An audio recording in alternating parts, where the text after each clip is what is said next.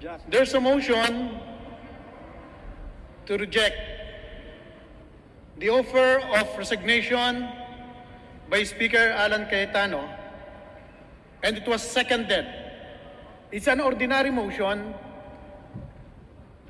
and can be disposed by ayes and nays, and the ayes have it. The Secretary General is hereby directed to call the roll of members for nominal voting on the motion to reject the offer of resignation of Speaker Alan Cayetano.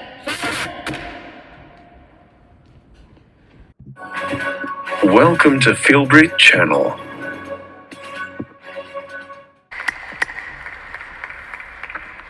Mr. Speaker, What's the pleasure of the gentleman from Anakalusugang Party List? thank you, Mr. Speaker.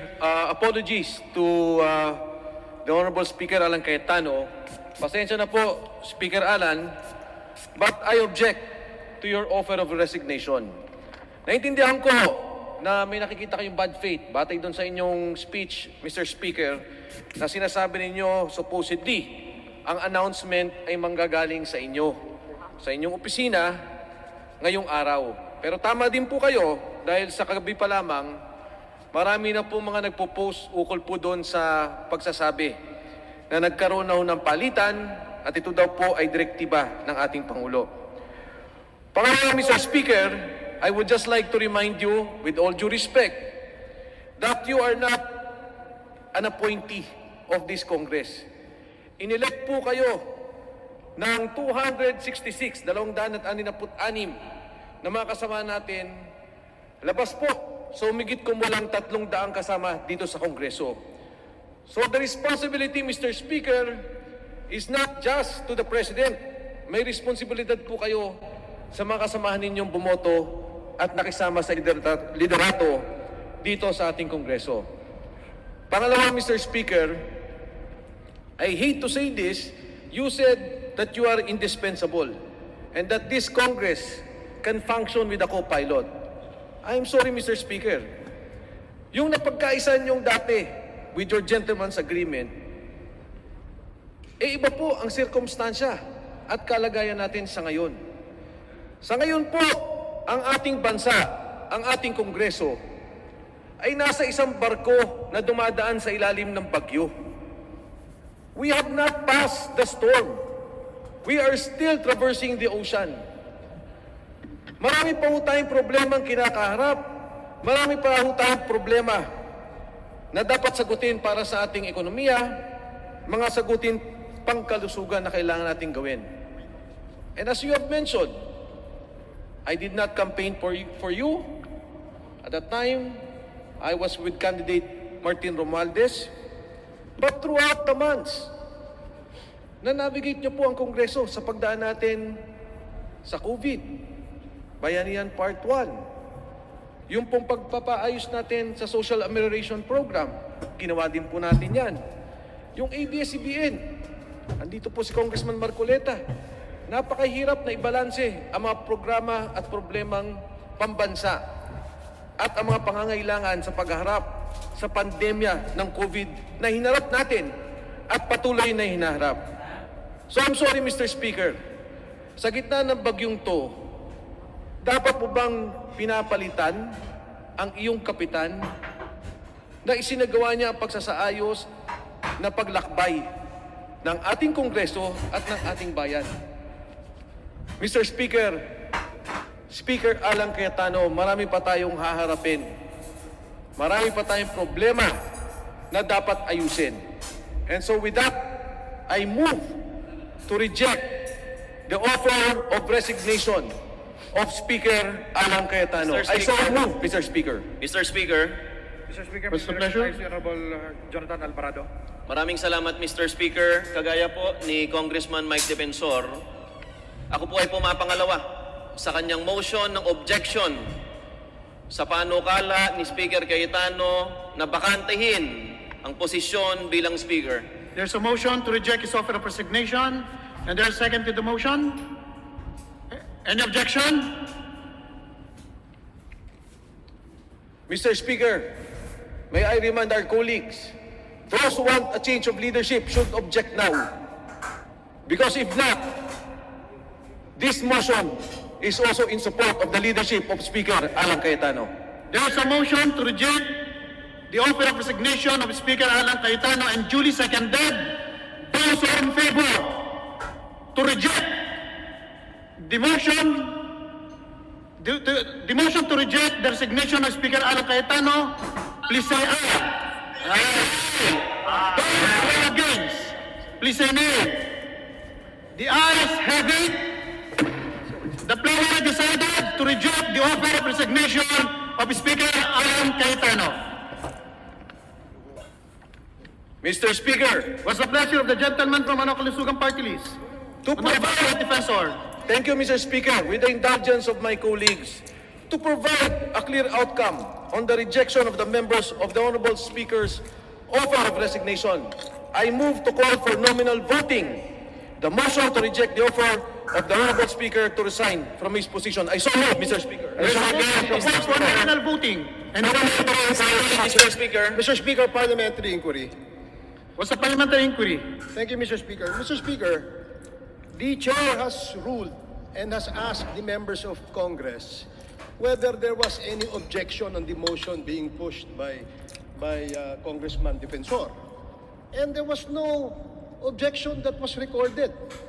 Not even in the Zoom conference, Mr. Speaker. So there is no need already to move for a nominal voting because the mere fact that there was no objection simply tells this House that they are all in support of the leadership of no less than our Speaker. The Secretary General is hereby directed to call the roll of members for nominal voting on the motion to reject the offer of resignation of Speaker Alan Cayetano. Alan Peter Cayetano. That's all, Mr. Speaker. I will give the gentleman from Kalusugan Party List to have a rebuttal to the parliamentary inquiry of Honorable Ace Barbers. Yes, Mr. Speaker. Mr. Speaker, the call for a nominal voting, I understand, Mr. Speaker, does not require an objection from the floor. But I agree with Honorable Barbers. If that is the case, then we have a unanimous vote, if I'm not mistaken, Mr. Speaker. But I leave it to the wisdom of the Speaker on the call for a nominal voting. But with that, Mr. Speaker, because the Honorable Barbers has been a friend of mine since 20 years ago when we were in Congress, here in the House, for which, Mr. Speaker, the Honorable Duterte, then Congressman Rudy Duterte, also resigned, which was rejected by the House. Mr. Speaker, I call for a suspension of the session. Move to suspend, Mr. Speaker. Session suspended. But there's another motion coming from Congressman Mike Defensor to call for nominal voting to provide a clear outcome on the rejection of the members of the Honorable Speaker. And there was a parliamentary inquiry, not an objection, coming from Honorable Barbers. And the motion was duly seconded by Honorable Alvarado. Thereafter, Honorable Mike Defensor asked the chair, what is the ruling of the chair? To remove doubt and to obviate a member from questioning the previous result of the voting by viva voce by invoking Section 119 on nominal voting, which states that upon a motion of a member duly approved by 1/5 of the members present, there being a quorum, nominal voting on any question may be called. In case of nominal voting, the Secretary General shall call in alphabetical order the names of the members who shall state their vote as their names are called. The chair ruled that we will have a nominal voting with respect to the question to reject the proposition to reject the offer of resignation for the Speaker. That's the ruling of the chair. The question: those who are in favor to reject the offer of resignation of the Speaker shall vote yes. And those who wanted the Speaker to resign and accept the resignation of the Speaker shall vote no. Mr. Speaker, Uulitin ko po sa Tagalog. Kung sino man po na mga kasamahan nating mambabatas ang sumasama sa motion previously ni Honorable Mike Defensor na huwag tanggapin ang ino-offer na resignation ni Speaker Alan Cayetano, boboto po kayo ng yes o ng oo. At kung kayo naman po ay pumapayag na siya ay mag-resign na, boboto kayo ng hindi. The Secretary General is hereby directed to call the roll of members for nominal voting on the motion to reject the offer of resignation of Speaker Alan Cayetano. Yeah.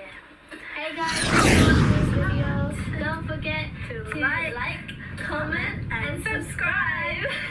Bye.